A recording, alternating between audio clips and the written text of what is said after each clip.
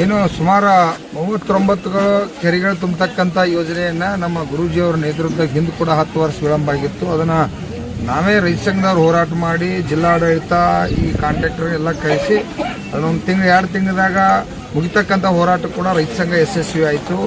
ಆಮೇಲೆ ಕೂಡ ನೀರು ಪ್ರಾರಂಭ ಆಯಿತು. ಆಮೇಲೆ ಅದು ನಮ್ಮದು ಒಂದು ಬ್ರಿಡ್ಜ್ ನೀರೇನಲ್ಲಿ ಯಾವುದಾದ್ರು ಇಬ್ಬರಿಗೆ ಬ್ಯಾರೇಜ್ ಪ್ರಾಬ್ಲಮ್ ಆಗಾದ್ರೆ ನೀರೆಲ್ಲ ಪಾಸ್ ಆಗಂದ್ರೆ ಸುಮಾರು 1 ತಿಂಗಳು 2 ತಿಂಗಳು ನೀರು ಬಂದಿರಕ್ಕಿಲ್ಲ. ಈಗ ತಕ್ಷಣ ಹೊಳಿಗೆ ನೀರು ಬಂದ ತಕ್ಷಣ ಕೂಡ ಅಧಿಕಾರಿಗಳು ಎಚ್ಚೆತ್ತ ನೀರಾವರಿಯನ್ನು ಪಂಪ್ ಸೆಂಟರ್ ಚಾಲೂ ಮಾಡಬೇಕಾಗಿ ಅವರು 8 ದಿವಸ ಆದರೂ ಚಾಲೂ ಮಾಡಿಲ್ಲ. ಅದಕ್ಕೆ ಕರ್ನಾಟಕ ರಾಜ್ಯ ರೈತ ಸಂಘ ನಮ್ಮ ಹಲವಾರು ಮಲ್ಲಪ್ಪನ ಅಂಗಡಿ ಪ್ರಸನ್ನ ರಮೇಶ್ ಕಲಾರ್ ಹಲವಾರು ಮುಖಂಡರೆಲ್ಲ ಕೂಡ ಸೇರಿ 2 ದಿನ ಅಹೋರಾತ್ರಿ ಆಗಲಿ ಹೋರಾಟ ಮಾಡಿ ನಿನ್ನೆ ಕೂಡ ಅದನ್ನು ಪ್ರಾರಂಭ ಮಾಡಿ ಈಗಾಗಲೇ ಎಲ್ಲ ಕೆರೆಗಳು ನೀರು ಪ್ರಾರಂಭ ಆಗಿರ್ತಕ್ಕಂಥದ್ದು. ಅದಕ್ಕಾಗಿ ಈ ರಾಜಕಾರಣಿಗಳು ಎಚ್ಚೆತ್ತ ರೈತ ಸಂಘದವರು ರೈತರಿಗೆ ಅನ್ಯಾಯ ಆ ಥರ ನಮ್ಮ ಗುರೂಜಿ ನೇತೃತ್ವದಾಗ ನಾವು ಯಾರು ಕೂಡ ಕೇಳೋದಿಲ್ಲ. ನಾವು ಬೀದಿಗೆ ತಂದು ಹೋರಾಟ ಮಾಡೋರು. ಇವತ್ತು ಕೂಡ ಕೆಂಪಟ್ಟಿ ಸುಮಾರು 3-4 ಹಳ್ಳಿ ಒಳಗೆ ಸಾವಿರಾರು ಜನ ನನ್ನ ರೈತ ದೇವರುಗಳು ಶಾಲ್ ದೀಕ್ಷೆಯನ್ನು ಮಾಡಿರ್ತಕ್ಕಂಥದ್ದು. ಇನ್ನು ನಾಡಿನ ತುಂಬ ಲಕ್ಷಾಂತರ ಜನ ಶಾಲ್ ದೀಕ್ಷೆ ಆಗ್ತೀವಿ, ರೈತರು ಒಕ್ಕಟ್ಟಾಗ್ತೀವಿ. ರೈತರಿಗೆ ಅನ್ಯಾಯ ಆತಪ್ಪ ಅಂತಂದ್ರೆ ಹೆಂಗೆ ಹಿರಿಬು ಮುಕ್ಕರ್ತಾವು ಆ ರೀತಿ ನಾವು ಲಕ್ಷಾಂತರ ಜನ ಸೇರಿ ಈ ರಾಜಕಾರಣಿಗಳು ಯಾರ್ಯಾರು ಅನ್ಯಾಯ ಮಾಡತ್ತಾರ. ಇವತ್ತು ಇಲ್ಲಿ ಕೆಂಪಟ್ಟಿ ಒಳಗೆ ಇರ್ಬೋದು ಶಿವಶಕ್ತಿ ಏತ್ ನೀರಾವರಿಯನ್ನ 25 ಮಾಡ್ತು ಅಂತೇಳಿ ಭರವಸೆ ಕೊಟ್ಟು ಇಲ್ಲಿವರೆಗೆ ನೀರಾವರಿ ಯೋಜನೆ ಮಾಡಿಲ್ಲ. ಈ ಗುರೂಜಿ ನೇತೃತ್ವದಾಗ ಡೇಟ್ ಫಿಕ್ಸ್ ಮಾಡ್ತು, ನೀರಾವರಿ ಮಾಡಿಸ್ತು. ನೀರು ನಮ್ಮ ರೈತರಿಗೆ ಬೇಕು. ಯಾಕಂದ್ರೆ ಇಲ್ಲಿ ಎಣ್ಣೆ ಆಗತ್ತತಿ. KB ಸ್ಟೇಷನ್ ಇವತ್ತು ತೊಂದರೆ ಆಗೈತಿ. ಇಲ್ಲಿ TC ಬಂದಿಲ್ಲ ಅಂತ ಹೇಳ್ತಾರೆ, ಅದನ್ನು ಕೂಡ ಸರಿ ಮಾಡ್ತಕ್ಕಂಥದ್ದು ಮಾಡ್ತು. ಯಾರಿಗೆ ರಾಜಕಾರಣಿಗಳು ನಿಗಂಗಿಲ್ಲ. ಕರ್ನಾಟಕ ರಾಜ್ಯ ರೈತ ಸಂಘ ನಮ್ಮ ಗುರೂಜಿ ನೇತೃತ್ವದಾಗ ಎಲ್ಲ ಜವಾಬ್ದಾರಿ ರೈತರ ಕಷ್ಟ ನಮ್ಮ ಕಷ್ಟ ತಿಳ್ಕೊಂಡು ನಾವು ನೇಮ್ಯಾಲ ಹಾಕೊಂಡು ರಿಸ್ಕ್ ತಗೊಂಡು ಮಾಡೋರನ್ನ ರೈತರ ಸಾವಿರಾರು ಕಷ್ಟದ ಬಂದರೂ ಕೂಡ ಪರಿಹಾರನ ರೈತ ಸಂಘ ಹುಡುಕ್ತೈತಿ.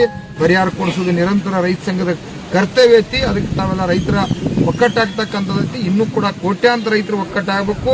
DCC ಬ್ಯಾಂಕ್ ಕೂಡ ಎಕರೆಗೆ 1 ಲಕ್ಷ ರೂಪಾಯಿ ಸಾಲ ಸಿಗಬೇಕಂತೇಳಿ 1 ತಿಂಗಳದಾಗ ಗುರೂಜಿ ಅವರ ನೇತೃತ್ವದಾಗ ಹೋರಾಟನ 1 ಲಕ್ಷ ಜನ ಕೂಡಿ ಬೆಳಗಾವಿ ಒಳಗೆ ಇಡೀ ರಾಜ್ಯದ ರೈತರು ಕರೆಸಿ ಹೋರಾಟ ಮಾಡ್ತಕ್ಕಂಥದ್ದು ಮಾಡ್ತೀವಿ. ಅದಕ್ಕೆ ರಾಜ್ಯದ ಮುಖ್ಯಮಂತ್ರಿ ಕೂಡ ಗಂಭೀರವಾಗಿ ರೈತರಿಗೆ 1 ಲಕ್ಷ ರೂಪಾಯಿ 0% ಬಡ್ಡಿಲಿ ಕೊಡಲೇಬೇಕು.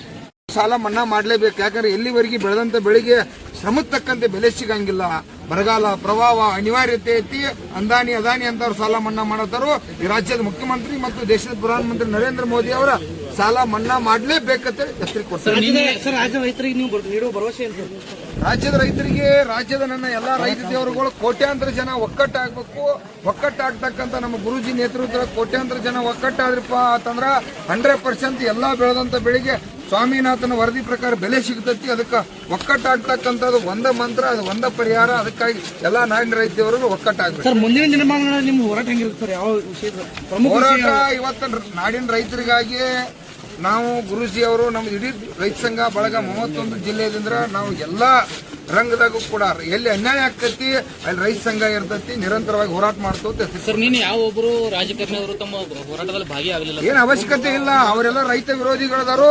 ಅವ್ರು ಬಂದ್ರು ಮಾಡ್ತು, ಬರದ್ರು ಆಗೋತಾಗ ನೀರಾವರಿ ಮಾಡ್ತು. ಎಲ್ಲ ಹೋರಾಟ ಸಮಸ್ಯೆ ಬಗೆಹರಿಸ್ತಕ್ಕಂಥ ರೈತರ ನಮ್ಮ ಗುರೂಜಿ ಹಲವಾರು ನನ್ನ ಮುಖಂಡರು ಮಲ್ಲಪ್ಪನ ಇರ್ಬೋದು ನಮ್ಮ ನೇತೃತ್ವದ ಜವಾಬ್ದಾರಿ ಐತಿ. ನಾವು ಮಾಡ್ತು. ರಾಜಕಾರಣಿಗಳು ಅವ್ರು ಬರದೇ ಇರೋದು ಅವ್ರು ಕೇಂದ್ರ ಹಾಗೂ ರಾಜ್ಯ ಸರ್ಕಾರ ಒತ್ತಾಯ ಮಾಡ್ತಿತ್ತು. ಕೇಂದ್ರ ಮತ್ತು ರಾಜ್ಯ ಸರ್ಕಾರ ಬರಗಾಲ ಪ್ರಾರಂಭ ಆಗೈತಿ. ಆ ಬರಗಾಲದಲ್ಲಿ ಗಂಭೀರವಾಗಿ ಸರ್ಕಾರ ಬಹಳ ಜವಾಬ್ದಾರಿ ಮುಖವರ್ಜಿಯನ್ನು ವಹಿಸಿ ಈ ರೈತರಿಗೆ ಹೆಚ್ಚಿನ ಪಾತ್ರವನ್ನು ವಹಿಸಬೇಕಂತ ಸರ್ಕಾರಕ್ಕೆ ಎಚ್ಚರಿಕೆ ಕೊಡ್ತಾ ಇದೆ. Okay, thank you.